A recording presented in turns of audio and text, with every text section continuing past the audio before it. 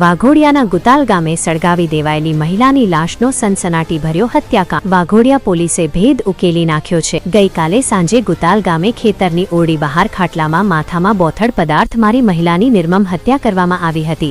નગ્ન દેહના પુરાવા નાશ કરવા ઓરડીમાં ભરેલા પરાળના પૂળામાં સળગાવી દેવાઈ હતી, જેથી મૃતદેહની ઓળખ જ ન છતી થાય. જોકે વાઘોડિયા પોલીસની ઘનિષ્ઠ તપાસમાં મહિલાની ઓળખ છતી થઈ ચૂકી છે. આ લાશ ભાદરવા પોલીસ સ્ટેશન વિસ્તારના સાવલી તાલુકાના દેવનગર ગામની 50 વર્ષીય મહિલા લક્ષ્મીબેન ગિરીશભાઈ રોહિતની હોવાની પુષ્ટિ થઈ છે.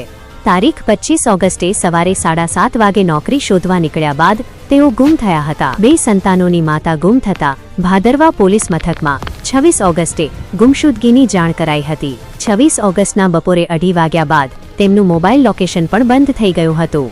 વાઘોડિયાના ગુતાલ ગામે મહિલાને સાથે લાવી આચરવામાં આવેલા આ નિર્મમ હત્યાકાંડ બાદ ચપ્પલ, પાકીટ અને ચશ્માના આધારે આખરે ઓળખ સતી થઈ છે. વાઘોડિયા પોલીસે સીસીટીવી, હ્યુમન ઇન્ટેલિજન્સ અને મોબાઈલ લોકેશનના આધારે આ સમગ્ર આંચકાજનક ગુનાનો પર્દાફાશ કરી દીધો છે. કાયદાના શિકંજામાં સપડાયેલા આરોપીને ગમે તે ઘડીએ દબોચીને પોલીસ તેનું નામ જાહેર કરે તેવી પ્રબળ શક્યતાઓ સેવાઈ રહી છે.